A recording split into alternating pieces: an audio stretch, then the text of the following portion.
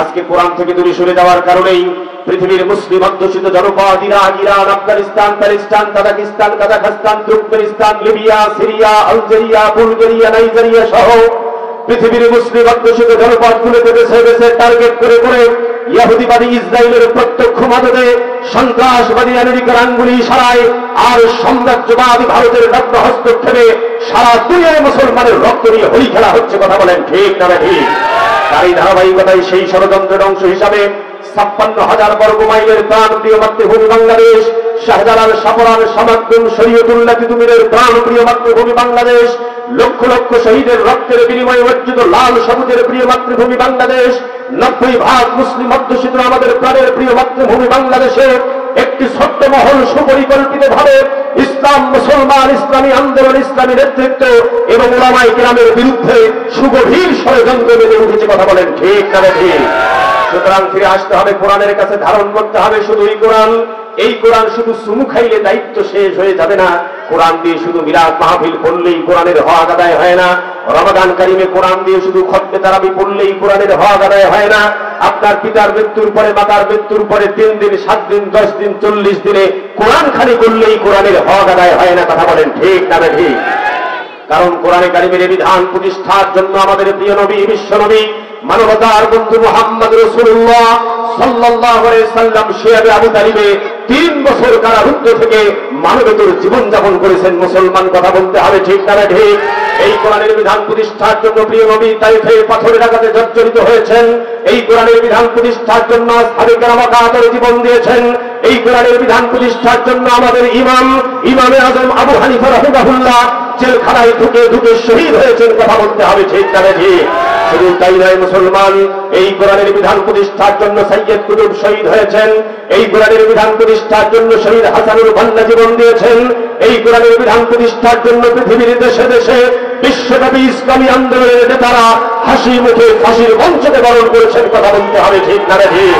শুধু তাই নয়, খানসামা, আঙ্গারপাড়ার বিপ্লবী জনতা, কোরআন প্রেমিক জনতা এই কোরআনের বিধান প্রতিষ্ঠার জন্যই, এই কোরআনের বিধান প্রতিষ্ঠার জন্যই কোরআনের পাখি যিনি ৫০টি বছর গোটা বিশ্বময় কোরআনের দাওয়াত দিয়েছেন, যার হাতে হাত রেখে অসংখ্য মুসলিম কালেমা পড়ে ইসলাম কবুল করে মুসলমান হয়েছেন, সেই কোরআনের পাখি আল্লামা দেলোয়ার হোসেন সাঈদী কোরআনের বিধান প্রতিষ্ঠার আন্দোলনে নেতৃত্ব দেওয়ার অপরাধে বছরের পর বছর অন্ধকার কারাপ্রকোষ্ঠে মানবতার জীবনযাপন করে কোরআনের পাখি আল্লামা সাঈদী কোরআনের জন্য শহীদ হয়ে দুনিয়া ছেড়ে চলে গেছে। কথা বলতে হবে ঠিক না ঠিক?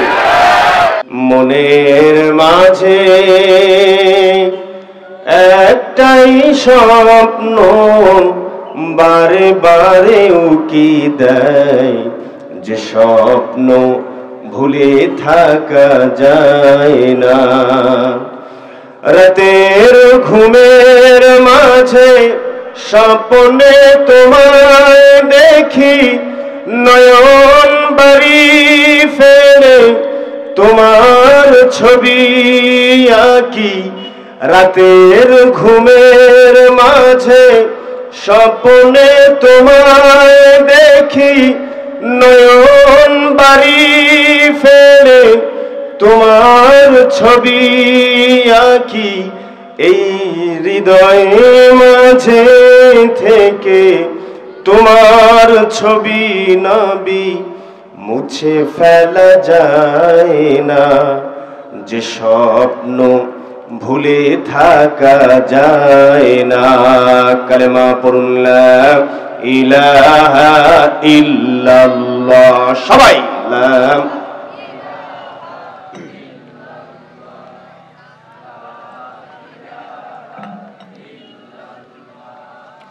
লা ইলাহা ইল্লাল্লাহ। জোরে লা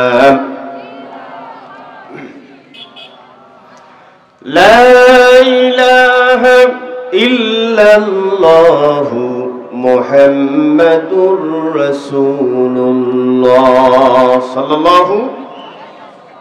ঐতিহ্যবাহী দিনাজপুর জেলার খানসামা উপজেলার অন্তর্গত আঙ্গারপাড়া গুড়িপাড়া বাইতুল মামুর জামে মসজিদের উন্নয়ন কল্পে আয়োজিত তৃতীয় বাৎসরিক ঐতিহাসিক তাফসীরুল কোরআন মাহফিল। আজকের মাহফিলের সর্বজন শ্রদ্ধেয় সভাপতি, অত্র এলাকার সর্বজন শ্রদ্ধেয় ব্যক্তিত্ব শ্রদ্ধাভাজন জনাব মোহাম্মদ শহীদুল ইসলাম শাহ, বারাকাল্লাহু ফি হায়াতিক, জোরে বলেন আমিন। সভাপতিকে আপনি আজকের মাহফিলের সম্মানিত প্রধান অতিথি, যিনি একটু আগে অত্যন্ত মূল্যবান আলোচনা করেছেন, শ্রদ্ধাভাজন জনাব মোহাম্মদ শাহরিয়ার জামান শাহ নিপুণ, সাবেক সদস্য জেলা পরিষদ দিনাজপুর। মাহফিলের সম্মানিত সহ সভাপতি বৃন্দ, বরেণ্য অতিথি বৃন্দ, বিশেষ অতিথি বৃন্দ, বিশেষ করে মঞ্চে উপবিষ্ট আছেন আমার ওস্তাদ তুল্য বড় ভাই, অত্র এলাকার সর্বজন শ্রদ্ধা আলেমে দ্বীন জনাব হযরত মাওলানা আবুল কাসেম সাহেব। মঞ্চে উপবিষ্ট আছেন আমার সাথে নীলফামারী থেকে এসেছেন উদীয়মান তরুণ বক্তা হাফেজ মাওলানা শাহেদ রুহুল্লাহ নোমানী। আমার পূর্বে অত্যন্ত মূল্যবান আলোচনা করেছেন অত্র এলাকার কৃতি সন্তান, আমার স্নেহাস্পদ, আমার ছোট ভাই, যাকে আমি আমার হৃদয় থেকে ভালোবাসি আল্লাহর দ্বীনের জন্য, আল্লাহর কোরআনের জন্য। আমি আজকে তার আলোচনা মন্ত্রমুগ্ধের মতো শ্রবণ করেছি এবং তার আলোচনা শুনে অভিভূত হয়েছি, আলহামদুলিল্লাহ। আপনাদের এলাকায় যে এরকম বক্তা আছে আমার জানা ছিল না, সত্যি কথা। আমার ছোট ভাই হাফেজ আল আমিন সাইফি অত্যন্ত মূল্যবান আলোচনা করেছেন, চমৎকার আলোচনা করেছেন। আমরা দোয়া করছি আল্লাহ তার এই গোলামের কণ্ঠকে গোটা বিশ্বময় আল্লাহ কবুল করুন, জোরে বলেন আমিন। আমার পরে প্রধান বক্তার আলোচনা করবেন দেশ বরেণ্য ইসলামী চিন্তাবিদ ও মুফাসসিরে কোরআন, আমার স্নেহাস্পদ, আমার বন্ধুবর, সুদূর সাতক্ষীরা থেকে আগত,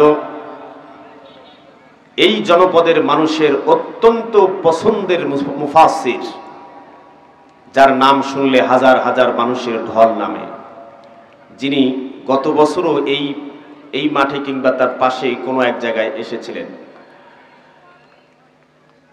বরেণ্য এবং নন্দিত মুফাসসির, উত্তরাঞ্চলের মানুষের হৃদয়ের স্পন্দন, হযরত মাওলানা আফজাল হোসাইন জেহাদি সাহেব, সাতক্ষীরা।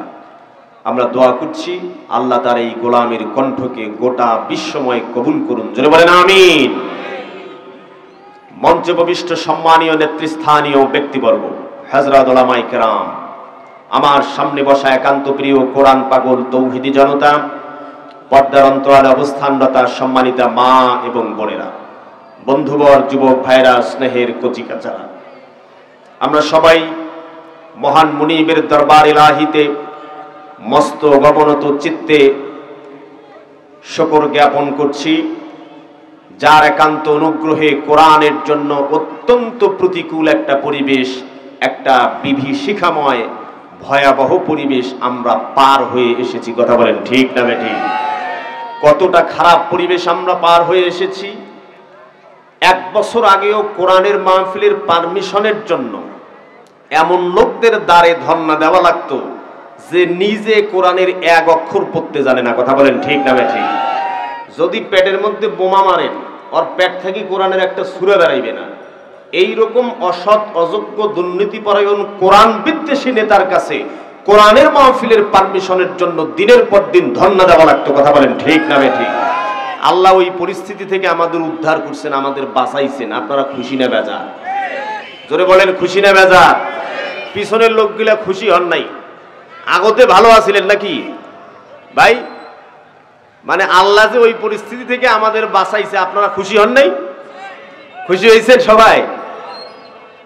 মন প্রাণ উজাড় করে মহান মুনিবের শেখানো ভাষায় কালেমাতুশ শুকর পাঠ করছি, সমস্বরে সবাই বলছি আলহামদুলিল্লাহ। সবাই আরেকবার জোরে বলুন আলহামদুলিল্লাহ। দরুদ ও সালাম বর্ষিত হোক আমাদের প্রিয় নবী, মজলুম মানবতার পরম বন্ধু, বিশ্ব নবী জনাবে মুহাম্মদুর রাসূলুল্লাহ সাল্লাল্লাহু আলাইহি ওয়াসাল্লামের প্রতি। আমরা দোয়া করছি সেই সব ভাইদের জন্য যারা আল্লাহ পাকের এই জমিনে তার দেওয়া জীবন ব্যবস্থা, চূড়ান্ত সংবিধান আল কোরআনকে প্রতিষ্ঠা করতে গিয়ে পৃথিবীর দেশে দেশে, যুগে যুগে, কালে কালে যারা নিজেদের বুকের তাজা তপ্ত খুনকে এই সবুজ জমিনে ঢেলে দিয়ে সবুজ ভূখণ্ডকে লালে লাল করেছেন। বিশেষ করে বিগত বছরের জুলাইয়ের অভ্যুত্থানে আমাদের কলিজার টুকরা সন্তানেরা, আমাদের ভাইরা যারা ওয়াকাতরে নিজের জীবন বিসর্জন দিয়ে আমাদেরকে একটা ফেসিবাদ মুক্ত বাংলাদেশ উপহার দিয়েছেন, আমরা দোয়া করছি আল্লাহ তাদের সবাইকে শাহাদাতের সর্বোচ্চ মাকাম দান করুন। জোরে বলেন আমিন, আরো জোরে বলেন আমিন। আমার ভাইরা, গত বছরের আলোচনা অথবা বিগত বছরের আলোচনা, বিগত বছরগুলোর আলোচনা আর এখনকার আলোচনার মধ্যে পার্থক্য আছে। যুগ বদলালে, সময় বদলালে বিচক্ষণ বক্তাদের আলোচনার ধরনও বদলায়। কথা বলেন ঠিক না বেঠিক? আজকে আমরা খুব গুরুত্বপূর্ণ একটা কথা বলতে চাই। সচরাচর যে আলোচনাগুলোতে আপনারা অভ্যস্ত, ঘন ঘন তাকবীর হবে, স্লোগান হবে, আলোচনা যদি এরকম না হয় তবে শিক্ষণীয় হবে কোরআন এবং সুন্নাহর আলোকে, তাহলে আপনাদের কোনো অসুবিধা আছে? যদি স্রেফ আল্লাহর কোরআন এবং রাসূলের সুন্নাহ থেকে আলোচনা হয়, আপনাদের কারোর কোনো আপত্তি, কোনো অসুবিধা, কোনো ভয় ভীতি? ভয় আছে? আরো কথা কন না কে? ভয় আছে? ভয় যারা আমাদের ভয় দেখাইতো তারা এখন ভয়তে কোন করতে যে লুকাইছে আল্লাহ আর আমরা ছাড়া কাউ জানে না। কথা বলেন ঠিক না বেঠিক? ওলা আগের দিন বাগে খাইছে। কথা কন, আগের দিন বাগে খাইছে। আমার ভাইরা, প্রত্যেক বক্তা আসে আর একটা কমন ডায়লগ দেয়। সেটা কি জানেন? যে কথা হবে, আলোচনা হবে কোরআন থেকে। আলোচনা কে কতটুকুন কোরআন থেকে বলতে পারে, করতে পারে, সেটা ভিন্ন আলাপ। কিন্তু আমার ধারণা প্রত্যেক বক্তাই কোরআন থেকেই আলোচনা করার চেষ্টা করেন। কথা বলেন ঠিক না বেঠিক? কারণটা কি? কারণটা হলো আমাদের জিন্দেগির যাবতীয় সমস্যার সমাধান আল্লাহর কোরআনে আছে না নাই? সব সমস্যার সমাধান, জোরে বলেন, সব সমস্যার সমাধান, সব সমস্যার সমাধান যে আল্লাহর কোরআনে আছে, এই বিশ্বাস আপনাদের আছে? জোরে বলেন, এই বিশ্বাস আপনাদের আছে? কথা আমার না আল্লাহ? জোরে বলেন। আল্লাহ বলেন, وَنَزَّلْنَا عَلَيْكَ الْكِتَابَ تِبْيَانًا لِكُلِّ شَيْءٍ وَهُدًى وَرَحْمَةً لِلْمُسْلِمِينَ وَنَزَّلْنَا عَلَيْكَ الْكِتَابَ, নবীজি কিতাব তোমার উপরে নাজিল করেছি, তিবয়ানাল লিকুল্লি শাই, এই কিতাবের ভিতরে আমি আলোচনা করি নাই, এই কিতাবের ভিতরে আমি সমাধান দেই নাই। দুনিয়ায় এমন কোন সমস্যা নবী আমি রাখি নাই। জোরে বলেন সুবহানাল্লাহ। ওয়া হুদাম ওয়া রাহমা, এটা পথ নির্দেশিকা এবং অনুগ্রহ। অবশ্যই লিল মুসলিমিন, আর মুসলমানদের জিন্দেগির যাবতীয় সমস্যার সমাধান আর সুসংবাদ আল্লাহর কোরআনে আছে না নাই? জোরে বলেন আছে না নাই? সমস্যার সমাধান আছে। এ বিষয়ে একটা অথেন্টিক দলিল, একটা গুরুত্বপূর্ণ এক্সাম্পল দিয়ে মূল আলোচনায় যেতে চাই। কান লাগান। কষ্ট হচ্ছে? খুব বৃষ্টি পড়তেছে কি না? আবার ভাইরা কান লাগান। স্বেচ্ছাসেবক ভাইরা যারা আছে, বাইরে থেকে যেন কোনো আওয়াজ না আসে, এটা একটু খেয়াল রাখবেন। পরিবেশটা ঠিক রাখার চেষ্টা করবেন। এমনি আবহাওয়া প্রতিকূল, মাহফিল তাড়াতাড়ি শেষ করা লাগবে। কথা বলেন ঠিক না বেঠিক? আমার ভাইরা কান লাগান। আল্লাহর নবীর সাহাবী খলিফাতুল মুসলিমিন ওমর ফারুক রাদিয়াল্লাহু নাম আপনারা শুনেছেন। ওমর ফারুক রাদিয়াল্লাহু যখন খেলাফতের আসনে বসেছেন, খলিফার চেয়ারে যখন বসেছেন, খলিফা ওমরের পক্ষ থেকে বিভিন্ন রাষ্ট্রের রাষ্ট্রপ্রধান যারা এখনো পর্যন্ত ইসলাম কবুল করে নাই, মুসলমান হয় নাই, সেই সমস্ত রাষ্ট্রপ্রধানদের কাছে খলিফা ওমরের সিল স্বাক্ষর করা কালেমার দাওয়াতের চিঠি পাঠানো হচ্ছিল।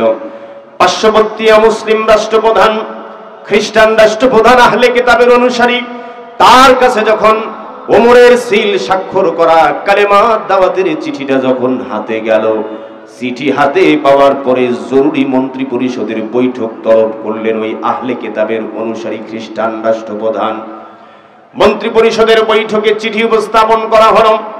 বলা হলো, আদ্যজাহানের প্রতাপশালী শাসক ওমরের পক্ষ থেকে চিঠি এসেছে। বলে কিসের চিঠি? বলে কালেমা দাওয়াতের চিঠি এসেছে। বলে কি লেখা আছে? চিঠিতে লেখা আছে, ও রাষ্ট্রপ্রধান আহলে কিতাবের অনুসারী, আমার নবীর কালেমার দাওয়াত তোমাকে দিচ্ছি। যদি এই কালেমা গ্রহণ করে ইসলাম কবুল করে মুসলমান হতে পারো, তাহলে তোমাদের এবং তোমাদের গোটা জাতির মানুষের জানমালের নিরাপত্তার দায়িত্ব আমরা নেব। আর যদি বিদ্রোহ করো তাহলে ওমরের প্রতাপশালী বাহিনীর মুখোমুখি তোমাকে হতে হবে। জোরে বলেন সুবহানাল্লাহ। চিঠি পাওয়ার পরে রীতিমতো ভরকে গেছে, ভীত সন্ত্রস্ত হয়ে গেছে। কিন্তু শিক্ষিত মানুষ, ভদ্রলোক, আহলে কিতাবের অনুসারী খ্রিস্টান রাষ্ট্রপ্রধান, তিনি সিদ্ধান্ত গ্রহণ করলেন মন্ত্রী পরিষদে যে চিঠি পেলে চিঠির জবাব দিতে হয়, এটা একটা ভদ্রতা। কথা বলেন ঠিক না বেঠিক? মেসেজ পেলে মেসেজের রিপ্লাই করতে হয়, এটা একটা ভদ্রতা। আপনার মোবাইলে কল এসেছে, 3 বার কলটা রিসিভ করতে পারেন নাই, পরে কলটা ব্যাক করতে হয়, এটা একটা ভদ্রতা। কথা বলেন ঠিক না বেঠিক? সিদ্ধান্ত গৃহীত হলো ওমরের চিঠির জবাব লেখা হবে। ওমরের চিঠির জবাব লিখতে গিয়ে আহলে কিতাবের অনুসারী শিক্ষিত মানুষ তিনি সিদ্ধান্ত গ্রহণ করলেন ওমরের চিঠির জবাব লিখতে গিয়ে ওমরকে উল্টা 4টা প্রশ্ন করে বসলেন। তিনি লিখলেন, ওমর শোনো, ওমর শোনো, তুমি যে নবীর দাওয়াত আমাকে দিয়েছো ওমর, তোমার নবীর দাওয়াত যদি সত্য হয় ওমর, তোমার নবীর উপরে অবতীর্ণ কিতাব কোরআন যদি সত্য হয় ওমর, তাহলে ওই কোরআনের আলোকে আমার 4টা প্রশ্নের জবাব তোমাকে দিতে হবে। ওমর আমি কথা দিচ্ছি, প্রতিশ্রুতি দিচ্ছি ওমর, আমার 4টা প্রশ্নের জবাব যদি তুমি তোমার কোরআন দিয়া দিতে পারো, আমি কথা দিচ্ছি, আমি প্রতিশ্রুতি দিচ্ছি, আমি একা নই, রাজ্যের সমস্ত মানুষকে সাথে নিয়া তোমার নবীর কালেমা পড়ে তোমার ইসলাম কবুল করে মুসলমান হয়ে যাব। জোরে বলেন সুবহানাল্লাহ। প্রশ্ন কয়টা? জোরে বলতে হবে, প্রশ্ন কয়টা? ওমর আমার 1 নাম্বার প্রশ্ন শোনো। একই মায়ের পেট থেকে 2 ভাই কিছুক্ষণ পর পর জন্মগ্রহণ করেছে। কান লাগান, একই মায়ের পেট থেকে 2 ভাই কিছুক্ষণ পর পর জন্মগ্রহণ করলে ওই বাচ্চাগুলোকে আপনারা কি বলেন? জোরে বলেন। 2 জন যমজ ভাই একই মায়ের পেট থেকে জন্মগ্রহণ করেছে ওমর, কিন্তু ঘটনাক্রমে এক ভাই আর এক ভাইয়ের চাইতে 100 বছরের বড় হয়ে গেছে। আল্লাহু আকবার বলেন। সেই 2 ভাইয়ের পরিচয় কি? আর কোন ঘটনার প্রেক্ষিতে একই সাথে জন্মগ্রহণ করলেও তাদের বয়সের পার্থক্য 100 বছর হয়ে গেছে? জবাব দিতে হবে তোমার কোরআন দিয়া। জোরে বলেন সুবহানাল্লাহ। জবাব দিতে হবে কি দিয়া? কোরআন দিয়া। তার মানে কোরআনে এই প্রশ্নের জবাব থাকার দরকার আছে না নাই? আছে, জবাব আছে, আছে। ওমর আমার 2 নাম্বার প্রশ্ন শোনো। পৃথিবীর এমন একটা জায়গার নাম বলো যেখানে সূর্যের আলো কেবলমাত্র একবার পৌঁছেছে, আর কোনোদিন সেখানে সূর্যের আলো পৌঁছে নাই। কেন এমন হলো? কোন ঘটনার প্রেক্ষিতে এমন হলো? আর সেই জায়গাটার নাম কি? জবাব দিতে হবে তোমার কোরআন দিয়া। জোরে বলেন সুবহানাল্লাহ। ওমর আমার 3 নাম্বার প্রশ্ন হলো, কোন সেই হাজতি আর কোন সেই হাজতখানা? হাজতখানার ভিতরে মাসের পর মাস অবস্থান করে কিন্তু নিঃশ্বাস নেওয়ার কোনো পারমিশন নাই। হাজতখানার ভিতরে মাসের পর মাস অবস্থান করে কিন্তু নিঃশ্বাস নেওয়ার কোনো পারমিশন নাই।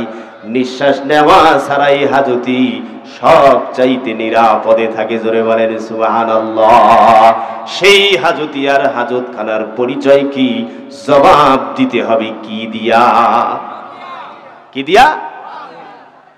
ওমর আমার লাস্ট এন্ড ফাইনাল 4 নাম্বার প্রশ্ন শোনো ওমর। কোন সেই কবর যেই কবর তার কবরের ভিতরের মানুষটাকে সাথে নিয়ে, গভীর মনোযোগ দিতে হবে, কবর তার কবরের ভিতরের মানুষটাকে সাথে নিয়ে হাঁটা চলা করে। আরে কবর তার কবরের ভিতরের অধিবাসীকে সাথে নিয়ে হাঁটা চলা করে। কবরও জীবিত আছে, কবরবাসীও জীবিত আছে। আল্লাহু আকবার বলেন। সেই কবর আর কবরবাসীর পরিচয় কি? জবাব দিতে হবে কি দিয়া? ওমর আমি কথা দিয়েছি, প্রতিশ্রুতি দিয়েছি, আমার 4টা প্রশ্নের জবাব যদি কোরআন দিয়া দিতে পারো, কোরআনের আলোকে জবাব দিতে পারো, আমি কথা দিচ্ছি, প্রতিশ্রুতি দিচ্ছি, আমি একা নই, রাজ্যের সমস্ত মানুষকে সাথে নিয়া তোমার নবীর কালেমা পড়ে তোমার হাতে হাত রেখে ইসলাম কবুল করে মুসলমান হয়ে যাব। জোরে বলেন সুবহানাল্লাহ। এই 4টা প্রশ্নের জবাব দিতে হবে কোরআন দিয়া। জবাব 4টা জানার দরকার আছে না নাই? উপেক্ষা করে আজকের কোরআনের মাহফিল সফল হবে। কথা বলেন ঠিক না ঠিক? সুতরাং আলোচনা হবে কোরআন দিয়া। জোরে বলেন কি দিয়া? আমার ভাইরা, হুজুরেরা যখন কোরআন থেকে কথা বলা শুরু করে, কোরআনের হক কথা বলা যখন চলে, বিশ্বাস করুন অল্প কিছু মানুষ আছে যাদের গাত্রদাহ সৃষ্টি হয়, জ্বালা যন্ত্রণা সৃষ্টি হয়। কথা বলেন ঠিক না ঠিক? ওনারা সবসময় মনে করে যে হুজুর বোধহয় আমাদের বিরুদ্ধে কয়েছে, অথচ হুজুর কয়েছে কিন্তু কোরআন থেকে। কি ঠিক না ঠিক করেন? এরপরেও আমাদের কোরআন থেকেই কথা বলতে হবে। কেন বলতে হবে জানেন? আপনারা আমার সাথে একমত হবেন, গোটা পৃথিবীর মুসলমানদের অবস্থা পর্যালোচনান্তে এটি প্রতীয়মান হয়েছে, প্রমাণিত হয়েছে। মুসলমানদের দুর্দিন আর দুর্দশার পিছনে সবচাইতে বড় কারণ হচ্ছে আমরা আল্লাহর কোরআন থেকে দূরে সরে গেছি। কথা বলেন ঠিক না ঠিক? আজকে কোরআন থেকে দূরে সরে যাওয়ার কারণেই সারা দুনিয়ায় মুসলমানেরা নির্যাতিত, নিপীড়িত, নিগৃহীত, লাঞ্ছিত, শোষিত, বঞ্চিত, অপমানিত, পদদলিত। কথা বলেন ঠিক না ঠিক? আজকে কোরআন থেকে দূরে সরে যাওয়ার কারণেই পৃথিবীর মুসলিম অধ্যুষিত জনপদ Iraq, Iran, Afghanistan, Palestine, Tajikistan, Kazakhstan, Turkmenistan, Libya, Syria, Algeria, Bulgaria, Nigeria সহ পৃথিবীর মুসলিম অধ্যুষিত জনপদগুলোকে বেছে বেছে টার্গেট করে করে ইহুদিবাদী ইসরায়েলের প্রত্যক্ষ মদদে সন্ত্রাসবাদী আমেরিকার আঙ্গুলি ইশারায় আর সাম্রাজ্যবাদী ভারতের নগ্ন হস্তক্ষেপে সারা দুনিয়ায় মুসলমানের রক্ত নিয়ে হোলি খেলা হচ্ছে। কথা বলেন ঠিক না ঠিক? তারই ধারাবাহিকতায় সেই ষড়যন্ত্রের অংশ হিসাবে 56,000 বর্গ মাইলের প্রাণপ্রিয় মাতৃভূমি বাংলাদেশ, শাহজালাল, সাফরান, সামাদ্দুন, শরীয়তুল্লাহ তিতুমিরের প্রাণপ্রিয় মাতৃভূমি বাংলাদেশ, লক্ষ লক্ষ শহীদের রক্তের বিনিময়ে অর্জিত লাল সবুজের প্রিয় মাতৃভূমি বাংলাদেশ, 90% মুসলিম অধ্যুষিত আমাদের প্রাণের প্রিয় মাতৃভূমি বাংলাদেশে একটি ছোট্ট মহল সুপরিকল্পিত ভাবে ইসলাম, মুসলমান, ইসলামী আন্দোলন, ইসলামী নেতৃত্ব এবং উলামায়ে কেরামের বিরুদ্ধে সুগভীর ষড়যন্ত্র বেঁধে উঠেছে। কথা বলেন ঠিক না ঠিক? সুতরাং ফিরে আসতে হবে, কোরআনের কাছে ধারণ করতে হবে শুধুই কোরআন। এই কোরআন শুধু চুমু খাইলে দায়িত্ব শেষ হয়ে যাবে না। কোরআন দিয়ে শুধু মিলাদ মাহফিল পড়লেই কোরআনের হক আদায় হয় না। রমাদান কারিমে কোরআন দিয়ে শুধু খতমে তারাবি পড়লেই কোরআনের হক আদায় হয় না। আপনার পিতার মৃত্যুর পরে, মাতার মৃত্যুর পরে 3 দিন, 7 দিন, 10 দিন, 40 দিনে কোরআন খানি করলেই কোরআনের হক আদায় হয় না। কথা বলেন ঠিক না ঠিক? কারণ কোরআনে কারিমের বিধান প্রতিষ্ঠার জন্য আমাদের প্রিয় নবী, বিশ্ব নবী, মানবতার বন্ধু মুহাম্মদ রাসূলুল্লাহ সাল্লাল্লাহু আলাইহি সাল্লাম শিয়াবে আবু তালিবে 3 বছর কারারুদ্ধ থেকে মানবতার জীবন যাপন করেছেন। মুসলমান কথা বলতে হবে ঠিক না ঠিক? এই কোরআনের বিধান প্রতিষ্ঠার জন্য প্রিয় নবী তাইফে পাথরের আঘাতে জর্জরিত হয়েছেন। এই কোরআনের বিধান প্রতিষ্ঠার জন্য আসহাবে কেরাম কাতরে জীবন দিয়েছেন। এই কোরআনের বিধান প্রতিষ্ঠার জন্য আমাদের ইমামে আজম আবু হানিফা রাহিমাহুল্লাহ জেলখানায় ঢুকে ঢুকে শহীদ হয়েছেন। কথা বলতে হবে ঠিক না ঠিক? শুধু তাই নয়, মুসলমান, এই কোরআনের বিধান প্রতিষ্ঠার জন্য সৈয়দ কুতুব শহীদ হয়েছেন। এই কোরআনের বিধান প্রতিষ্ঠার জন্য শহীদ হাসানুল বান্না জীবন দিয়েছেন। এই কোরআনের বিধান প্রতিষ্ঠার জন্য পৃথিবীর দেশে দেশে বিশ্বব্যাপী ইসলামী আন্দোলনের নেতারা হাসি মুখে ফাঁসির মঞ্চকে বরণ করেছেন। কথা বলতে হবে ঠিক না ঠিক? শুধু তাই নয়, খানসামা, আঙ্গার করার বিপ্লবী জনতা, কোরআন প্রেমিক জনতা এই কোরআনের বিধান প্রতিষ্ঠার জন্যই, এই কোরআনের বিধান প্রতিষ্ঠার জন্যই কোরআনের পাখি যিনি 50টি বছর গোটা বিশ্বময় কোরআনের দাওয়াত দিয়েছেন, যার হাতে হাত রেখে অসংখ্য মুসলিম কালেমা করে ইসলাম কবুল করে মুসলমান হয়েছেন, সেই কোরআনের পাখি আল্লামা দেলোয়ার হোসেন সাঈদী কোরআনের বিধান প্রতিষ্ঠার আন্দোলনে নেতৃত্ব দেওয়ার অপরাধে বছরের পর বছর অন্ধকার কারাপ্রকোষ্ঠে মানবতার জীবনযাপন করে কোরআনের পাখি আল্লামা সাঈদী কোরআনের জন্য শহীদ হয়ে দুনিয়া ছেড়ে চলে গেছে। কথা বলতে হবে ঠিক না ঠিক? কোরআনের পাখি আল্লামা সাঈদীর রেখে দেওয়া সেই আদর্শ, কোরআনের পাখি আল্লামা সাঈদীর রেখে দেওয়া সেই আন্দোলন, কোরআনের পাখি আল্লামা সাঈদীর রেখে দেওয়া সেই দাওয়াত, সেই মিশনকে বাস্তবায়ন করার জন্য যদি আবার ময়দানে ডাক আসে, যদি আবার ময়দানে ডাক আসে, জীবনের ঝুঁকি নিয়ে জানমালের কোরবানি করে যে কোনো পরিস্থিতির মোকাবেলা করে নারায়ে তাকবীরের স্লোগানে খানসামার আকাশ বাতাস প্রকম্পিত করে ইসলামের দুর্দিন দুঃসময়ে প্রয়োজনে ব্যথায় কাপড়ের কাপড় বেঁধে আবার রাজপথে ঝাঁপিয়ে পড়তে হবে। কারা কারা দিয়েছেন 2 হাত উঁচু করে আল্লাহকে দেখা?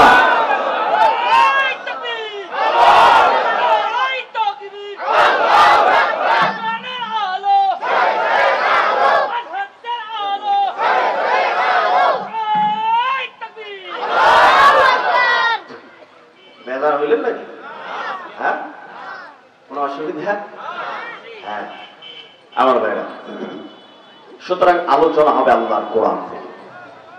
বরকতময় কালামে হাকিমের সূরা বনি ইসরাইল। বলেন তো কোন সূরা? সবাইকে বলতে হবে, বলেন কোন সূরা? বনি ইসরাইল আয়াত নম্বর 81 পাঠ করেছি। কত নাম্বার আয়াত? 81। একটি মাত্র আয়াত পাঠ করেছি। অত্যন্ত মূল্যবান একটা বিষয়ে তেলাওয়াতকৃত আয়াতের আলোকে আমি নির্ধারণ করেছি। আলোচনার বিষয় কি জানেন? আলোচনার বিষয় আজকে হলো হক বাতিলের দ্বন্দ্ব। হক বাতিলের দ্বন্দ্ব। হক আর বাতিল শব্দটা আরবি, বাংলা কি জানেন? বাংলা হলো সত্য আর মিথ্যার লড়াই। কথা বলেন ঠিক না বেঠিক? সত্য আর মিথ্যার লড়াইটা আজকে হচ্ছে নাকি আগেও ছিল? জোরে বলেন। আল্লাহর পয়গম্বর আদম আলাইহিস সালাম থেকে শুরু করে কিয়ামত পর্যন্ত গোটা জাতি মৌলিকভাবে দুইটা ভাগে বিভক্ত। আমার ভাইরা কাল্লা গান গভীর মনোযোগ দেন। আমরা আমাদের চর্মচক্ষু দিয়া বাংলাদেশে বহু দল দেখি, বহু জাতি দেখি, বহু গ্রুপ দেখি, বহু সম্প্রদায় দেখি।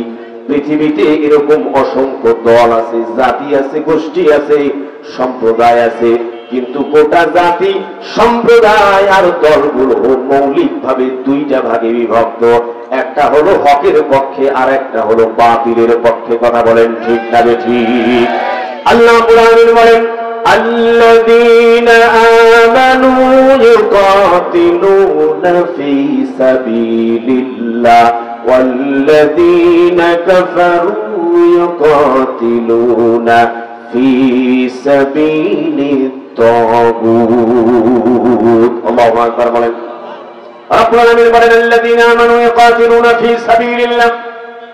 আর যারা ঈমানদার তাদের একটা গ্রুপ, সেই গ্রুপের রাস্তা হলো একটা, তাদের কাজ হলো একটা। রব্বুল আলামিনকে আমরা জিজ্ঞেস করি, আল্লাহ ঈমানদারদের দল যারা, তাদের কাজ কি, তাদের রাস্তা কোনটা? পরিষ্কার ভাষায় আল্লাহ জানিয়ে দিয়েছেন আল্লাযীনা আমানু ইউকাতিলুনা ফি সাবিলিল্লাহ। ঈমানদারদের দল যেটা, ঈমানদারদের পক্ষ যেটা, মানে হকপন্থী সত্যপন্থীদের পক্ষ যেটা, দল যেটা, তাদের একটা মাত্র কাজ, একটা মাত্র রাস্তা, ইউকাতিলুনা ফি সাবিলিল্লাহ। তারা আল্লাহর রাস্তায় সংগ্রাম করবে। কথাটা কার? ওয়াল্লাযীনা কাফারু। আর দুই নাম্বার গ্রুপটা হলো যারা কাফের, যারা অস্বীকার করে, আল্লাহর বিধানকে যারা মানে না। রব্বুল আলামিনকে আমরা জিজ্ঞেস করি, আল্লাহ সেই কাফেরদের দল কোনটা, তাদের পরিচয় কি, তাদের রাস্তা কোনটা, তাদের কর্মসূচি কি? রব্বুল আলামিন বলেন দুই নাম্বার কাফেরদের যে দলটা আছে, ওই কাফেরদের দল, ওই সম্প্রদায়ের লোকদের একটা মাত্র কর্মসূচি, সেই কর্মসূচি হলো ওয়াল্লাযীনা কাফারু ইউকাতিলুনা ফি সাবিলিত তাগুত। তাদের দল, তাদের কর্মসূচি হলো তারা তাগুত তথা মানুষের তৈরি করা আইনের পক্ষে লড়াই করে। কথা বলেন ঠিক না বেঠিক? তাহলে দল কয়টা? জোরে বলেন দল কয়টা? চর্মচক্ষু দিয়া বহু দল দেখা যায়, অমুক মার্কা তমুক মার্কা, কিন্তু মৌলিকভাবে মার্কা কয়টা? জোরে কয় না? মার্কা কয়টা? দুইটা। আমার ভাই, এবার আসেন, এই যে দুইটা মার্কা আছে, এই দুইটা মার্কার পরিচয়, পরিণতি সম্পর্কে আজকে আমরা জানবো ইনশাআল্লাহ। এবং হকপন্থীদের বিজয়ের শর্ত কি, কন্ডিশন কি? আপনি দেখেছেন যে চাইরু পেটে উলমুলাই উঠছে, কি উঠছে? বলছে নাই, এইবার কাউ ঠেকে পাইবে না। ঠিক না ঠিক আছে না? নাই, একটা দল আছে, ওনার কাছে যে হুজুর তোমরা জেলা কথা কোন তো কথা তামান ঠিক আছে, কিন্তু ওরা যে জিতির পায় না, কি হবার পায় না, হবার যে পায় না। এই চাচা ঠিকই কথা কইছে, এই জন্য আমার মানুষ ভোটও দেয় না। কি ঠিক না ঠিক? কিন্তু আর একটা দল এইবার বেড়াইছে ওভার কনফিডেন্স। কি কনফিডেন্স? বলছে হুজুর আমি যা দেখলাম, বলছে এবার কারো আর ঠেকেবার নাই। কি ঠিক না ঠিক? হ্যাঁ, আমরা এই দুই দলের একটা তো নাই, যারা বলতেছে কারো ঠেকের পাইবে না, আমরা ওটাও পুরোপুরি বিশ্বাস করি না। আর যায় হতাশ হয়ে গেছে, আগতে হতাশ হয়ে গেছে, আমরা ওই দলকেও সমর্থন করি না। কথা বলেন ঠিক না ঠিক? আমার ভাইরা বিশ্বাস করেন, হকের বিজয়ের জন্য আল্লাহ কর্তৃক কয়েকটা কন্ডিশন, কয়েকটা শর্ত আরোপ করা হয়েছে। এই কয়েকটা শর্ত পূরণ না করলে আপনার যত শক্তি সামর্থ্য থাকুক না কেন, বিজয় অর্জন হবে না। কথা বলেন ঠিক না ঠিক? বিজয় কে দিবেন? ধরে বলেন বিজয় কে দিবেন? এবার আসেন, হক বাতিলের এই দ্বন্দ্বে কারা বিজয়ী হবেন? কোন শর্তের ভিত্তিতে আল্লাহ বিজয় দান করবেন এই বিষয়ে আল্লাহ মৌলিক আলোচনায় যেতে চাই, বিস্তারিত আলোচনায় যেতে চাই। যে আয়াতে কারিমা খানা আমি তেলাওয়াত করেছিলাম, আল্লাহ বলেন ওয়াকুল জাআল হাক্কু ওয়া যাহাকাল বাতিল ইন্নাল বাতিলা কানা যাহুকা। আল্লাহু আকবার। আসতে বলেন, সামনের লোকগুলাও করেছে না, পিছনের লোকগুলারই জোর বেশি। কি চালাকে দেখছে। রব্বুল আলামিন বলেন ওয়াকুল জাআল হাক্কু ওয়া যাহাকাল বাতিল। নবী আপনি বলেন সত্য যখন এসে যাবে, সত্য যখন উদ্ভাসিত হবে, ওয়া যাহাকাল বাতিল, বাতিলের শক্তি সামর্থ্য যাই থাকুক না কেন, সত্য যখন উদ্ভাসিত হওয়ার সময় আসবে, সত্য যখন এসে যাবে, বাতিল তখন লেজ গুটিয়ে পালাতে বাধ্য হবে। কথা বলেন ঠিক না ঠিক? কারণটা কি জানেন? এত শক্তি, এত হাম্মি তাম্মি, এত টাকা পয়সা, এত অস্ত্র শস্ত্র, এরপরও বাতিল পালায় কেন জানেন? আল্লাহ বলেন ইন্নাল বাতিলা কানা যাহুকা। বাতিলকে আমি এমনি ভাবে সৃষ্টি করেছি, ছোট বাচ্চারা আঙ্গুলের ইশারায় যেভাবে মাকড়াসার জাল ছিন্ন ভিন্ন করে, বাতিলকে মাকড়াসার জালের মতো আঙ্গুলের ইশারায় ছিন্ন ভিন্ন করার মতো এমন দুর্বল প্রকৃতি দিয়েই আমার আল্লাহ সৃষ্টি করেছেন। জোরে বলেন সুবহানাল্লাহ।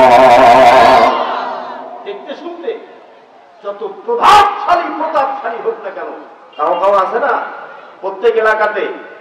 আমাকে আঙ্গার করার এক লোক ছিল, বলছে হুজুর ওই কিনা আমার এলাকার অবস্থা খারাপ মনে কেন? বলছে যারা মোটা তাজা লোক, বলছে ওরাই ইসলাম বোঝে না। আমরা বলি কি জানেন? বিশ্বাস করেন, পৃথিবীর ইতিহাস সাক্ষী, প্রভাবশালীরা সব সময় ইসলামের বিপক্ষে ছিল,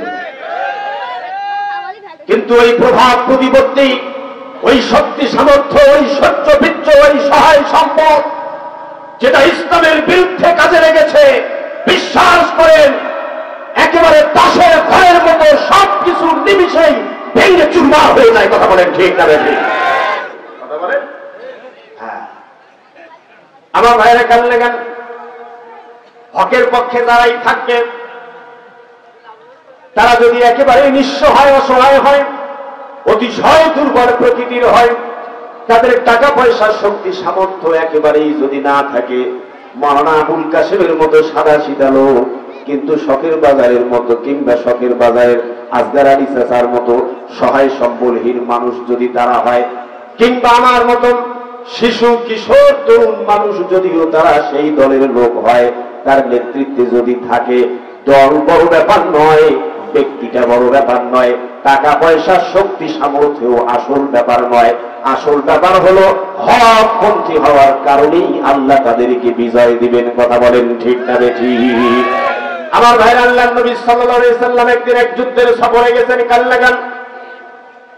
হকপন্থী আপনারা যারা অসহায় হয়ে যান, হতাশ হয়ে যান, মাঝে মাঝে হাউতাশ করেন, মাঝে মাঝে কান্দাকাটি করেন যে হুজুর আমার পয়সা নাই, টাকা নাই, মানুষ ফিরে আমার ভোট দেয় নাকি, মানুষ ফিরে আমার পথে আইছে নাকি।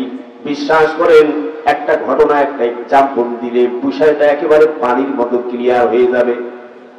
হক হচ্ছে মূল বিষয়, ব্যক্তি মূল বিষয় নয়। আবুল কাসেম কিংবা আজগার আলী কিংবা আলিবাল মামুন মুখ্য ব্যাপার নয়, মুখ্য ব্যাপার হলো আল্লাহর দ্বীন ইসলাম, মুখ্য ব্যাপার হলো হক। কথা বলেন ঠিক না ঠিক? আল্লাহর নবী বিশ্বনবী সাল্লাল্লাহু আলাইহি সাল্লাম একদিন এক জিহাদের সফরে গেছেন, তার সাথে একজন তরুণ, একজন কিশোর, 11 বছর তার বয়স, নাম তার যায়েদ বিন আরকাম রাদিয়াল্লাহু, তিনিও আল্লাহ রাসূলের সাথে তার চাচার সাথে যুদ্ধের সফরে রাসূলের সাথী হয়েছেন। পথিমধ্যে রাত্রি যাপনের জন্য যখন তাঁবু স্থাপন করা হয়েছে, আমার দিকে তাকান, খেয়াল করেন, তাঁবুর ভিতরে একজন আনসার সাহাবী আর একজন মুহাজির সাহাবীর ভিতরে ছোট্ট একটা বিষয় নিয়ে পাক বিতণ্ডা হয়েছে, ঝগড়াঝাটি হয়েছে। ঝগড়াঝাটির এক পর্যায়ে হালকা কি ঘুষি হয়েছে, হয় না হয় বলেন? আমরা একই জামাতের অধিবাসী, একই মসজিদে নামাজ পড়ি, কিন্তু মসজিদ কমিটির মিটিং হইলেই অধিকাংশ মিটিং এ ঝগড়াঝাটি হয় না হয়? বহু মসজিদ আছে কাজিয়া ছাড়া কোনো মিটিং শেষ হয় না। কি কথা? মানে কাজিয়া না করলে ও মিটিং কবুলই হবে না, আছে না নাই? তোমার থেকে মসজিদ গিলার কথা না কইলাম, ওটা টাউনের মসজিদ গিলা, তোমার মিটিং হইল কি কাজিয়া না গেল কি? কমিটি গঠন নিয়ে 3 মাস ব্যাপী কাজিয়া হয়, ঠিক না বেঠিক? আমি সেদিন আর এক গল্প শুনছি, এক মসজিদে পেলে 2 জন সভাপতি। কি রে কান্না, এক মসজিদে 2 জন সভাপতি, কয়জন? আরে এক মাহফিলে কয়জন প্রধান বক্তা থাকে? হ্যাঁ, তো এক মসজিদে 2 জন সভাপতি। তা আমি বলছি যে ইমাম 2টা নিয়ে যায় নাই, 1 নম্বর সভাপতির একটা ইমাম, 2 নম্বর সভাপতির আরেকটা ইমাম। হায় রে হায় আমার ভাইরা, এইরকম অনৈক্য আমাদের মাঝেও আছে না নাই? সাহাবায়ে কেরামদের মধ্যেও ছোটখাটো এরকম কিছু বিষয়ে বাদ বিতণ্ডা হতো, মতবিরোধ হতো। ছোট্ট একটা বিষয় নিয়ে 2 জন সাহাবীর ভিতরে বাদ বিতণ্ডা হয়েছে, ঝগড়াঝাটির এক পর্যায়ে হালকা কিল ঘুষি হয়েছে, ঘটনা ওই পর্যন্ত শেষ। কিন্তু মুনাফিকেরা কি করে জানেন? মুসলমানদের ভিতরে যখন ঐক্য নষ্ট হয়ে যায়, মতবিরোধ যখন সৃষ্টি হয়, ঝগড়া ফাসাদ যখন সৃষ্টি হয়, তৃতীয় পক্ষ মুনাফিকেরা সেটার সুবিধা নাই। কথা বলেন ঠিক না বেঠিক? বুঝা মারবে বুঝা, কইছে ওর বাবা এরা মামলা করিন না, কইছে পয়সা লাগে মুই দেব, হাত বাটা দেখি ছাড়িস। কি কথা ঠিক না বেঠিক? বাবা বাবা বাবা কত বড় সাহস নেই, এরা চুপ করে আছিস। আর চেয়ারম্যান মেম্বার কি আছে মুই দেখি, হাত তো কয় টাকা লাগে, মামলায় ছুটি দিই। কথা কয় না আছে,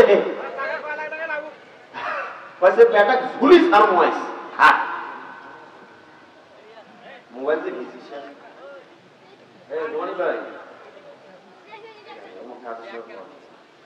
আমার ভাইরা কেন লাগেন, কষ্ট হচ্ছে নাকি?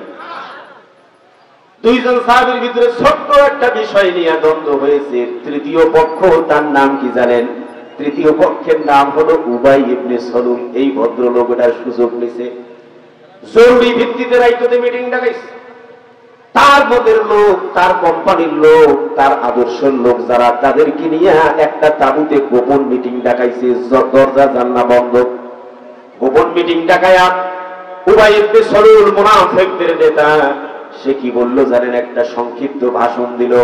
ভাষণে উবাই ইবনে সালুল বলল, আমরা মক্কার লোকদেরকে মদিনায় থাকতে দিয়েছি, আমরা মুহাম্মদুর রাসূলুল্লাহ সাল্লাল্লাহু আলাইহি সাল্লাম এবং তার সাথীদেরকে জায়গা দিয়েছি, আমরা তাদেরকে খাবার দিয়েছি, আমরা তাদেরকে রুটির ভাত দিয়েছি, আমরা তাদের আশ্রয় দিয়েছি, আমরা তাদের শেল্টার দিয়েছি, আর আমাদের ভাইয়ের গায়ে হাত দেয় বেটা, এত বড় সাহস! উস্কানি দিছি, কি দিছি বোঝেন নাই কোথায়? উস্কানি, উস্কানি, এত বড় সাহস! আরে আমরা থাকি দিছি, পরিবার দিছি, আশ্রয় দিছি, শেল্টার দিছি, আর আমাদের ভাইদের গায়ে হাত দেয়। মক্কার লোকের এত বড় সাহস!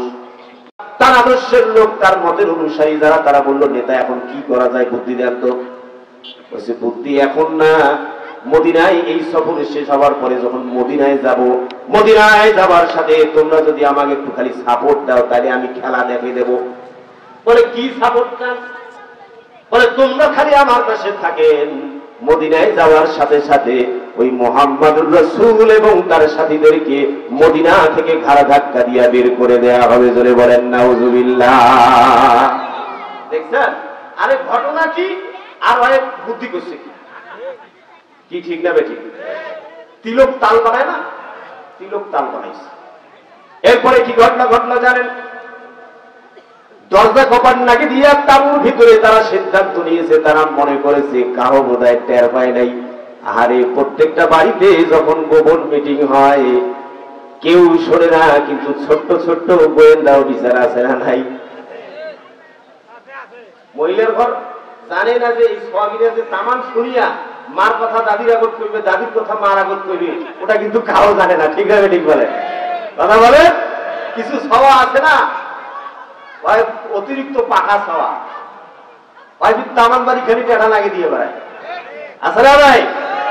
আমার ভাইরা কান লাগানো এই ছোট্ট কিশোর, নাম তার যায়েদ বিন আরকাম রাদিয়াল্লাহু, ওই যে তাঁবুর ভিতরে ছিল, এমনি অতটা ভ্রুক্ষেপ করে নাই, এমনি অতটা টের পায় নাই।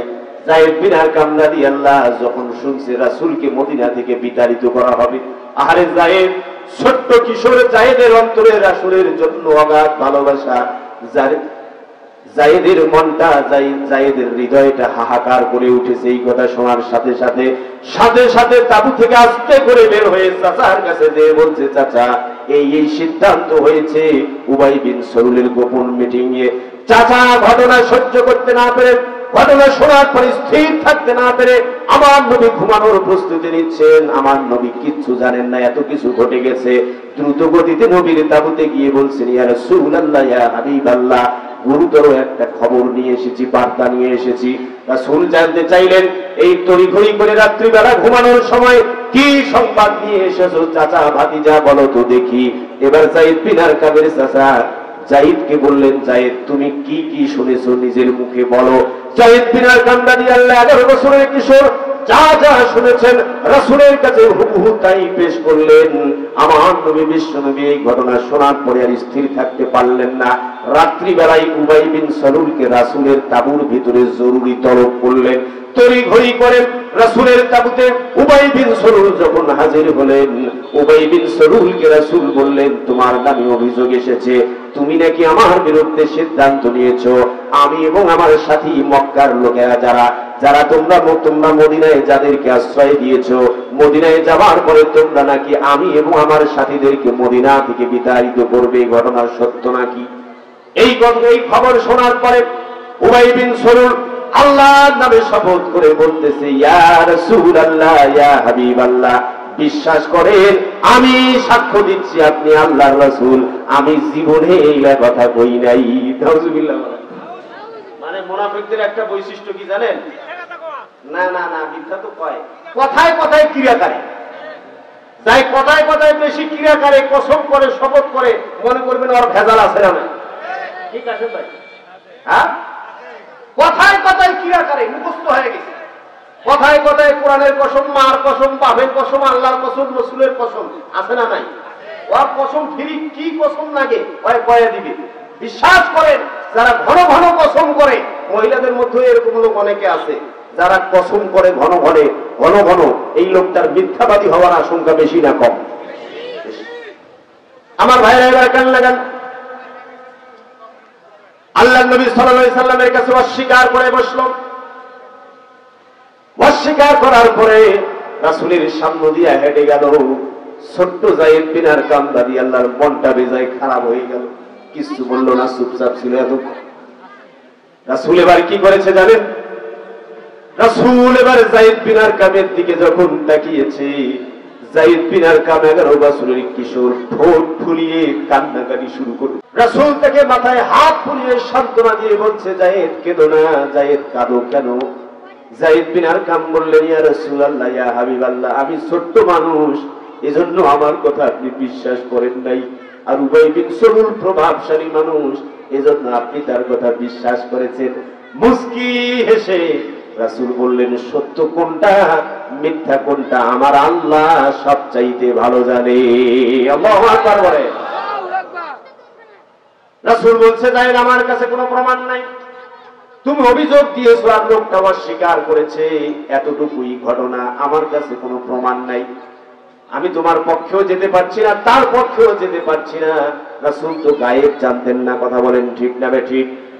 এবার রাসূল যায়েদ বিন আরকামের পক্ষে যাবেন নাকি উবাই বিন সলুলের পক্ষে যাবেন?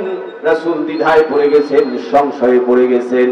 একজন হকের ঝান্ডা বহন করেছে, আরেকজন মিথ্যার ঝান্ডা বহন করেছে, কথা বলেন ঠিক না ঠিক? হকের ঝান্ডাবাহী, তারপরে 11 বছরের কিশোর হকের ঝান্ডা বহন করেছে, আর মদিনার প্রভাবশালী নেতা উবাই বিন সলুল বাতিলের ঝান্ডা বহন করেছে। আল্লাহ এবার কিভাবে ছোট্ট কিশোর 11 বছরের তরুণ যায়েদ বিন আরকামের পক্ষে বিজয় দান করেন দেখেন। আল্লাহ রাব্বুল আলামিন আমার নবী বিশ্বনবী এই ঘটনায় যখন দ্বিধা সংশয়ের মধ্যে পড়ে গেছেন, আমার নবী বিশ্বনবী 11 বছরের কিশোর যায়েদ বিন আরকামের পক্ষেও যেতে পারছেন না, উবাই বিন সলুলের পক্ষেও যেতে পারছেন না। এবার আল্লাহ রাব্বুল আলামিন 11 বছরের কিশোর যায়েদ বিন আরকামের পক্ষে কমপ্লিট কোরআনের একটা সূরা নাযিল করে তার পক্ষে রায় দিয়ে দিয়েছেন। জোরে বলেন সুবহানাল্লাহ। কি সূরা নাযিল হয়েছে জানেন? কোরআনে কারিমে সূরা মুনাফিকুন কমপ্লিট একটা সূরা নাযিল করে 11 বছরের হকের ঝান্ডাবাহী যায়েদ বিন আরকামের পক্ষে আল্লাহ রায় দিয়ে দিয়েছেন। জোরে বলেন সুবহানাল্লাহ, আরো জোরে বলেন সুবহানাল্লাহ। কি বলা হয়েছে সেই সূরায় জানেন? রব্বুল আলামিন বলেন ইযা জাআকাল মুনাফিকুনা ক্বালু নাশহাদু ইন্নাকা লারাসূলুল্লাহ আল্লাহু ইয়ালামু ইন্নাকা লারাসূলুহু ওয়াল্লাহু ইয়াশহাদু ইন্নাল মুনাফিকিনা লাকাযিবুন। রব্বুল আলামিন বলেন ইযা জাআকাল মুনাফিকুন, নবী মুনাফিকেরা যখন আপনার দরবারে আসে তখন তারা শপথ করে, কসম করে আর বলে আপনি সত্যি আল্লাহর রাসূল। ও নবী, তারা শপথ করুক আর না করুক, কসম করুক আর না বলুক, তারা কসম করলে কি আর না করলে কি, আপনি সত্যি আল্লাহর রাসূল। আল্লাহু ইয়াশহাদু ইন্নাল মুনাফিকিনা লাকাযিবুন। আমার নবীকে আমার আল্লাহ জানাই দিলেন, নবী ওর কসমের ধার আমি ধারি না, আমি বরং তোমার প্রতিপালক কসম করে বলছি, ওই মুনাফিকেরা দুনিয়ার সব চাইতে বড় মিথ্যাবাদী আর সত্যপন্থীদের নেতা হলো যায়েদ বিন আরকাম। জোরে বলেন সুবহানাল্লাহ। রায় কার পক্ষ থেকে এসেছে? মেসেজ কি জানেন? এই ঘটনা থেকে শিক্ষা কি? এই ঘটনা থেকে শিক্ষা হলো হকের ঝান্ডাবাহী ব্যক্তিকে এটা মুখ্য নয়, তার বয়স কত এটা গুরুত্বপূর্ণ নয়, তার দলের নাম কি, তার ব্যানার কি, তার পার্টি কি, এটা গুরুত্বপূর্ণ নয়। হকের ঝান্ডা যেই বহন করবে আল্লাহ তার পক্ষেই বিজয় দান করবেন। কথা বলেন ঠিক না ঠিক? আর বাতিল যত প্রভাবশালী হোক না কেন, বাতিল যত প্রতাপশালী হোক না কেন, যত সহ্য বিদ্য শক্তি সামর্থ্য সহায় সম্পদের মালিক হোক না কেন, এমনকি গোটা পৃথিবীর সমান সহায় সম্পদের মালিকও যদি সে হয়ে থাকে, বিশ্বাস করে সে কালের পরিক্রমায় পর্যদুস্ত হবে, পরাভূত হবে, লেজ গুটিয়ে পালাতে বাধ্য হবে। কথা বলেন ঠিক না ঠিক? পৃথিবীর ইতিহাস সাক্ষী, আল্লাহর পয়গম্বর আদম আলাইহিস সালাম থেকে শুরু করে আজ পর্যন্ত, এমনকি কিয়ামত পর্যন্ত যারা হকের পক্ষে ছিল, টাকা পয়সা শক্তি সামর্থ্যের বলে তারা বিজয় পায় নাই, ঈমানের বলে হকের পক্ষে থাকার কারণে তারা বিজয় পেয়েছে। কথা বলেন ঠিক না ঠিক? অপর পক্ষে পৃথিবীর ইতিহাস এটাও সাক্ষ্য দেয়, বাতিল পন্থীরা আদম আলাইহিস সালামের বিপরীতে শয়তান থেকে শুরু করে লেডি ফেরাউন শেখ হাসিনা পর্যন্ত যারাই বাতিলের ঝান্ডা বহন করেছে, তাদেরকেই শেখ হাসিনার মতো লেজ গুটিয়ে দিনে দুপুরে রান্না করা খাবার ফেলে রেখে পালিয়ে যেতে বাধ্য হয়েছে। কথা বলেন ঠিক না ঠিক? কথা ক্লিয়ার না ভেজাল আছে? হ্যাঁ, হক বিজয়ী হবে, দুনিয়ার কেউ ঠেকাতে পারবে না, আর বাতিল পরাজিত হবে, এটাও দুনিয়ার কেউ ঠেকাতে পারবে না। কথা বলেন ঠিক না? জি জি বলছি। আলহামদুলিল্লাহ, কষ্ট হচ্ছে বোধহয়। আরে ভাই, আগত আমরা শুনছিল কাছে হুজুর চিল্লাচিল্লি করেন না, লাভ নাই। লাভ বলে নাই, বলে কিসের লাভ? কয়েছে সেনাবাহিনী তার পক্ষে, ভারত তার পক্ষে, সবাই 24-এর ভোট যখন হয়ে গেল কয়েছে আরে আমেরিকা সাপোর্ট দিছে হুজুর, আর তোমরা কি কছেন? কয়েছে ওরা ভুলি যান, এক যতদিন মরিবি না এক কাউ ঠেকের পেবি না। এ ভাই কি কথা ঠিক না বেঠিক? কয় রে না কয়? আহ, আল্লাহ আল্লাহ আল্লাহ, আল্লাহু খায়রুল মাকিরিন, আল্লাহু খায়রুল মাকিরিন, আল্লাহ সর্বোত্তম পরিকল্পনাকারী। কথা বলেন ঠিক না বেঠিক? আমাদের যখন করার আর কিচ্ছু থাকবে না, দেওয়ালে যখন পিঠ ঠেকে যাবে, আল্লাহ ওইখান থেকে সাহায্য নাজিল করা শুরু করবেন। কথা বলেন ঠিক না বেঠিক? এইবার আসেন আসল আলোচনায় যাই। 11 বছরের কিশোর যায়েদ বিন আরকামের পরিণতির কথা জানলাম। মাত্র 11 বছর বয়সী কিশোর, তার পক্ষে কোরআনের একটা পুরা সূরা আল্লাহ নাজিল করে দিয়েছেন। অপর পক্ষে মদিনার সেই প্রভাবশালী প্রতাপশালী নেতার পরিণতি কি হয়েছে জানেন? লোকটা যেদিন মারা গেল, উবাই বিন সলুলের যেদিন ইন্তেকাল হলো, তার ছেলেও আল্লাহর রাসূলের সাহাবী, রাসূল তাকে বড় ভালোবাসতেন। তার ছেলেকে, ছেলেটা এসে রাসূলকে বললেন, ইয়া রাসূলুল্লাহ, ইয়া হাবিবাল্লাহ, আমার পিতার ইন্তেকাল হয়েছে, আমি আপনার কাছে একটা অনুরোধ নিয়ে এসেছি। ও রাসূল, আপনিও জানেন, মদিনার সবাই জানে আমার বাবা কেমন মানুষ ছিল।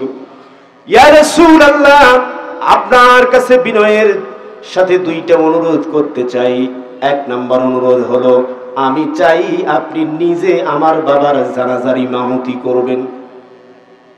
আমার নবী দয়ার নবী, আমার নবী এমন একজন মানুষ, তিনি শত্রুর সাথেও ইনসাফ করতেন। কথা বলেন ঠিক না বেঠিক?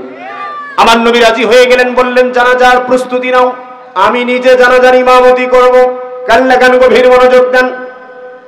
ও আঙ্গারপাড়ার তৌহিদি জনতা, যারা মনে করেন হুজুর আমরা তো নামাজ পড়ি, আমরা তো রোজা রাখি, আমরা হজ করি, যাকাতও দেই, দানও করি, খয়রাতও করি, ও হুজুর তাহলে আমাক জান্নাত ঠেকায় কায়?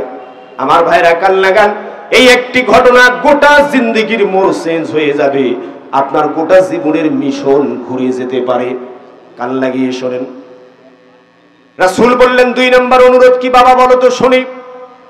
উবাই বিন সালুলের সন্তান রাসূলের কাছে বললেন, ইয়া রাসূলুল্লাহ, ইয়া হাবিবাল্লাহ, আমার 2 নম্বর অনুরোধ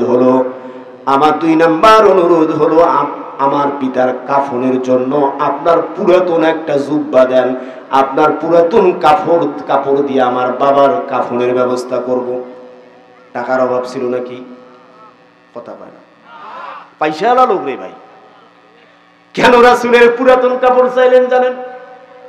কারণ রাসূলের কাপড় হওয়ার কারণে কবরে তার আযাব হবে না। এই আশায় বুদ্ধিমান বালক রাসূলকে বললেন, আপনার পুরাতন একটা জুব্বা দেন, ওইটা দিয়ে আমার বাবার কাফনের ব্যবস্থা করব। আহারে, সে জানে আমার বাবা অপরাধী, তারপরেও বাবা হিসাবে, সন্তান হিসাবে বাবার জন্য সে যেটা করার সেটা সে করেছে, চেষ্টাটা করেছে। মজার ঘটনা শোনেন। আল্লাহর নবী বললেন, ঠিক আছে যাও, পুরাতন জুব্বা দিয়া কাফনের ব্যবস্থা করো। আসরের নামাজের পরে আমি জানাজার ইমামতি করব, জানাজার প্রস্তুতি গ্রহণ করো। আমার নবী যখন জানাজার ময়দানের দিকে উপস্থিত হবেন, রওনা হবেন, এমন সময় পিছন থেকে রাসূলের জামা টেনে ধরেছেন হযরতে ওমর রাদিয়াল্লাহু। বলছেন, ইয়া রাসূলুল্লাহ, জানাজার ময়দানে যাবেন না। রাসূল বললেন, ওমর আমাকে বাধা দিও না, আমি আমার কাজ করতে চাই, যতক্ষণ আমার আল্লাহ আমাকে নিষেধ না করে আমাকে থামিও না। আল্লাহু আকবার বলেন। আহ, দয়ার নবী। নবী জানাজার ময়দানের দিকে রওনা হয়েছে। রাসূলের পুরাতন কাপড় দিয়ে তার কাফনের ব্যবস্থা করা হয়েছে। জানাজার ময়দানে উপস্থিত হওয়ার পরে আরো রাসূল কি করেছেন জানেন? আমি বলছিলাম আমার নবী এমন একজন নেতা, এমন একজন মানুষ যিনি শত্রুর সাথেও দয়া করেন, ইনসাফ করেন। আমার নবী নিজে জানাজার ইমামতি করবেন সেটাই যথেষ্ট না, নিজের পুরাতন কাপড় দিয়ে তার কাফনের ব্যবস্থা করা হয়েছে সেটাই যথেষ্ট নয়। আমার নবী, বিশ্ব নবী, তার মুখের থুতু বের করলেন। থুতু, আমার দিকে তাকান। নিজের মুখের থুতু লালা বের করে উবাই বিন সালুলের মৃত লোকটার মুখের ভিতরে আমার নবী ঠোঁটের মধ্যে তার থুতু আর লালা লাগাই দিলেন। কেন জানেন? কারণ মুনকার নকির কবরে যখন প্রশ্ন করবে, আমার নবীর থুতু আর লালা তার মুখের সাথে লাগার কারণে মুনকার নকিরের প্রশ্নের জবাবটা তার জন্য সহজ যেন হয়ে যায়। জোরে বলেন সুবহানাল্লাহ। কি চেষ্টা রাসূল করেছে লোকটাকে বাঁচানোর জন্য। কিন্তু ঘটনা কি ঘটেছে জানেন? আমার ভাইয়েরা, ঘটনা কি ঘটেছে? কান্নাকান। আল্লাহর নবী সাল্লাল্লাহু আলাইহি ওয়াসাল্লাম সমস্ত চেষ্টা সম্পন্ন করার পরে জানাজার প্রস্তুতি নিয়েছেন। আল্লাহু আকবার বলে জানাজা শুরু করবেন, আরম্ভ করবেন মাত্র এমন সময় আল্লাহ জিবরাইল আমিনকে পাঠালেন। জিবরাইল আমিন আল্লাহর পক্ষ থেকে বার্তা নিয়ে এসেছেন, মেসেজ নিয়ে এসেছেন। জিবরাইল এসে রাসূলকে বললেন, ইয়া রাসূলুল্লাহ, ইয়া হাবিবাল্লাহ, জানাজা বন্ধ করেন। আল্লাহু আকবার বলেন। জানাজা কি বন্ধ? জানাজা বন্ধ। আমার নবী জিজ্ঞেস করলেন, কেন জানাজা বন্ধ করব? জানতে চাই। জিবরাইল বললেন, আমার আদেশ নয়, আপনার প্রতিপালকের আদেশ শুনুন। নবী বললেন, আমার প্রতিপালক কি আদেশ করেছেন আমি জানতে চাই।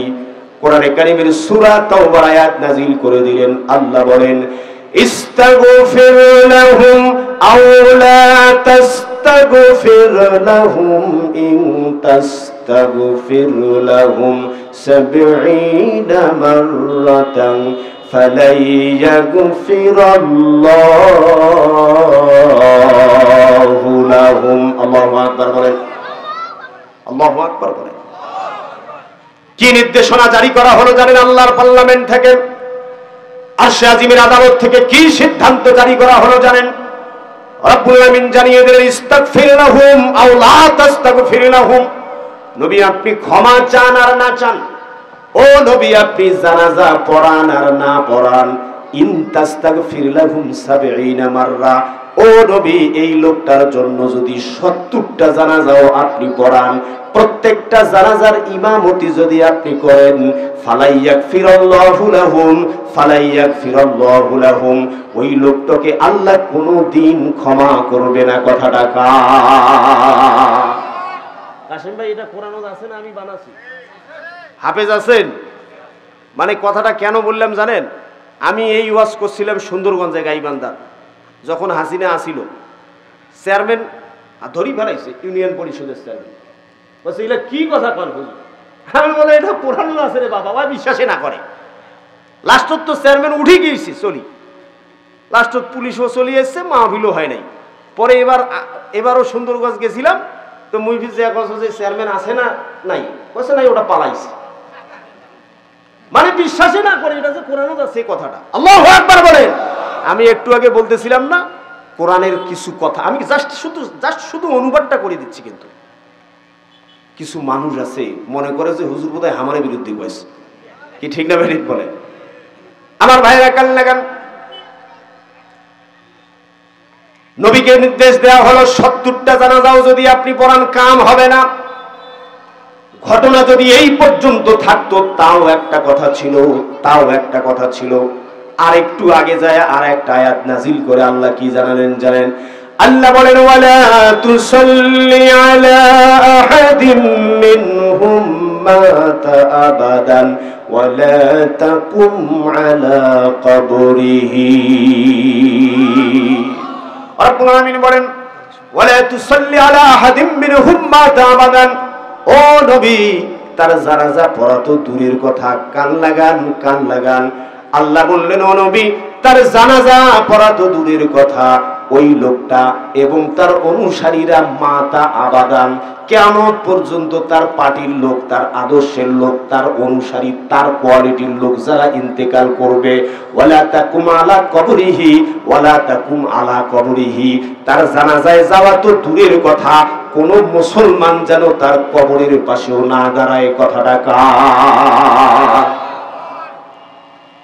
আগেরটা বানাই নাই এইটা বোধহয় বানাছি নাকি এটাও কোরআনে আছে কোরআনে আছে বিশ্বাস করেন আঙ্গারপাড়ার তৌহিদি জনতা আঙ্গারপাড়ার মা বোনেরা কান লাগিয়ে শোনেন বিশ্বাস করেন কোরআনে কারিমের যতটুকু আমি পড়েছি যতটুকু কোরআন আমি বুঝেছি কোরআনের এই আয়াতটার চাইতে ভারী কথা ওজনওয়ালা কথা কোরআনে আর আমি একটাও পাই নাই ঠিক আছে আমার ভাইরা কি ভয়ানক কথা রে ভাই মুসলমানকে বলা হচ্ছে যে মুসলমানের কবরের কাছেও যেন না দাঁড়ায় এইবার আসেন তাহলে ওই লোকটার অপরাধটা বড় ছিল না ছোট ছিল জোরে বলতে হবে লোকটার অপরাধটা বড় নাকি ছোট কি অপরাধ আপনি বলতে পারেন হুজুর লোকটা বোধহয় জীবনে এক ওয়াক্ত নামাজ পড়ে নাই না বন্ধু লোকটা রাসূলের সোজায় নামাজ পড়ছে রাসূলের সোজায় মুয়াজ্জিন যেমন ইমামের পিছনে দাঁড়ায় ওই লোকটা রাসূলের পিছনে ওইভাবে দাঁড়াইতো আমাদের এমন অনেক মসজিদ আছে প্রভাবশালী নেতার যায় নামাজ আগতে রেডি করা থাকে ওই প্রভাবশালী নেতার ঠেলায় দেখা যায় অনেক মুয়াজ্জিন মসজিদের কোণা থেকে ইয়া করেছে কি বলে ইকামত দেয়ছে পরে মুয়াজ্জিন কোটে রে কইছে আই অতি খারাপ হইছে কারণ ওই যে হোমরা সোমরা সবাই মাঝত খারাপ হইছে মুয়াজ্জিন জায়গায় পায় নাই মুয়াজ্জিন নাই এই অতি কোণাত খারাপ হইছে আর মুয়াজ্জিন এমন একটা প্রাণী শুনেন মুয়াজ্জিন এমন এক প্রজাতি দুনিয়াতে এর চাইতে কম দামি লোক আল্লাহর দুনিয়ার একটাও নাই কি ঠিক না বেঠিক বলে হুজুর কম দামি লোক কইলেন কেন আরে হাসপাতালে সুইপার আছে না পায়খানা পরিষ্কার করে ওর বেতন বেশি না মুয়াজ্জিনের বেতন বেশি সুইপারের বেতন বেশি কারের আসছে বোধহয় আমার ভাইরা মুয়াজ্জিন আহারে এমন এক নিরীহ প্রজাতি, বিশ্বাস করেন মুয়াজ্জিনকে সেই যুগ থেকে এই যুগ পর্যন্ত, অথচ আমার নবী বলেছেন মুয়াজ্জিনের ঘাটটা কিয়ামতের দিন উঁচু থাকবে। আল্লাহু আকবার বলেন। আর আমরা মুয়াজ্জিনকে মানুষই মনে করি না।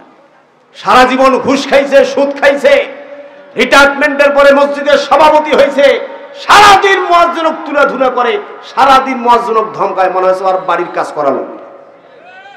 এর কথা কইছিল, ওরা টাউনের কথা কইছি রে ভাই, আপনারা মাইন্ড খান না ভিড়। আর মুয়াজ্জিনের নামে বিচারেরও শেষ নাই। এই যে মৌলবীর কাছে ফতোয়া বেরি বলছে, হুজুর মুয়াজ্জিনের বিরুদ্ধে একটা ফতোয়া লাগবে। বলে কি ফতোয়া? বলছে জেলা কাম করছে হুজুর, আমার মুয়াজ্জিন আর কন্যা। কি কাম? বলছে যে আমার মুয়াজ্জিন যে মসজিদে সিমেন্ট বেচে খাইছে হুজুর। কি বেচে খাইছে? সিমেন্ট বেচে খাইছে। কইছে বাবা মারাত্মক কাম করছে মুয়াজ্জিন, তবে বেতন কত দেন ভাই? বলছে বেতন তো দেই 3000। কত? 3000। মারহাবা। তা কইছে বাকি আছে নাকি? কইছে বাকি আছে 6-7 মাস। তা হুজুর কি ফতোয়া দিয়েছে শোনেন। হুজুর কইছে যে তোমার মুয়াজ্জিন ওই সিমেন্ট বেচে খাইছে। বলে হ্যাঁ সিমেন্ট বেচে খাইছে, 1 ব্যাগ সিমেন্ট গোটাল বেচে খাইছে। কইছে ওরে বাপ রে বাপ, আরে বেটা তোর মসজিদে সিমেন্ট বেচে খাইছে, ওই যে মসজিদটাই বেচে খায়, তোর কপাল ভালো। আর ফির ফতোয়া বিলিয়াছিস হে আমার ভাইরা।